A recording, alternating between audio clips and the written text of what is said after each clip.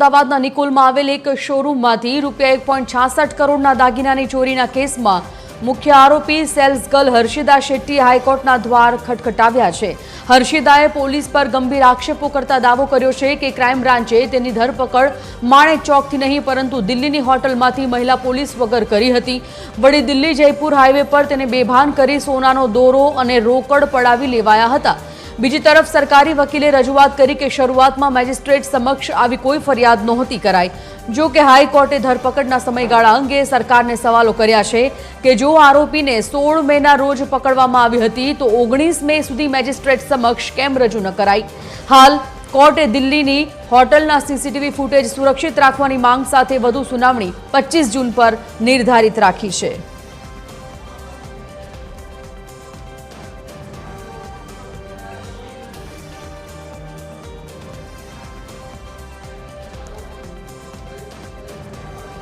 तो आ मुद्दा पर मौलिक उपाध्याय लाइव जोड़ाई गया है। मौलिक पासेथी विगतो जाणीए। मौलिक, एक बात एक खुलासाओ थई रह्या छे, खास करीने आखो मुद्दो जाणीए तो विस्तारथी जाणवो छे आखो मुद्दो अने शुं अपडेट छे आ विषे।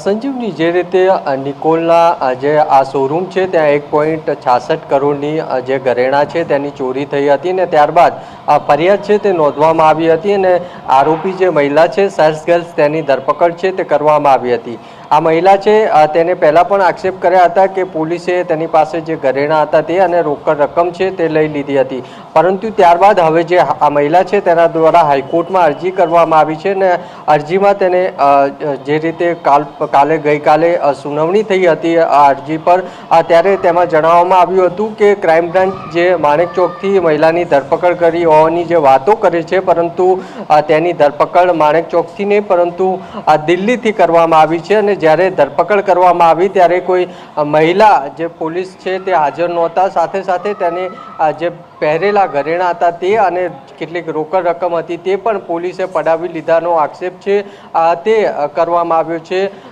સાથે સાથે મહિલાએ એ પણ કહ્યું છે કે દિલ્હીથી તેને સ્કોર્પિયોમાં દિલ્હી જયપુર હાઈવે છે ત્યાં લઈ જવામાં આવી હતી ને આ હાઈવે પર કોઈક પીણું છે તે પીવડાવ્યું હતું ને તેના કારણે તે બેભાન છે તે થઈ ગઈ હતી અને જ્યારે તે ભાનમાં આવી ત્યારે તેના શરીર પરના જે વસ્ત્રો છે તે અસ્તવ્યસ્ત હતા। એટલે આ પ્રકારની જે અરજી થઈ છે હાઈકોર્ટમાં અને રજૂઆત છે તે કરવામાં આવી છે, જેમાં જે સરકારી વકીલ છે તેમણે દલીલ કરી હતી કે જે મહિલા છે તેને જ્યારે મેજિસ્ટ્રેટ કોર્ટ સમક્ષ રજૂ કરવામાં આવી ત્યારે તેને આ પ્રકારના આક્ષેપો અંગે કોઈ રજૂઆત નહોતી કરી। તો સામા પક્ષે જે અરજદાર મહિલાના વકીલ છે તેમણે જણાવ્યું હતું કે મહિલાએ તે સમયે જ જ્યારે રિમાન્ડ માટે રજૂ કરવામાં આવી હતી લોઅર કોર્ટમાં ત્યારે જ આ તમામ પ્રકારની રજૂઆત છે તે કરી હતી। એટલે આ સમગ્ર મામલો હવે વિવાદમાં સપડાયો તે સ્પષ્ટ દેખાઈ રહ્યું છે। મહત્વનું છે કે જે હોટલમાંથી ધરપકડ કરવામાં આવી છે તે હોટલના સીસીટીવી પણ સલામત રાખવા માટે અરજદારે રજૂઆત છે તે કરી છે।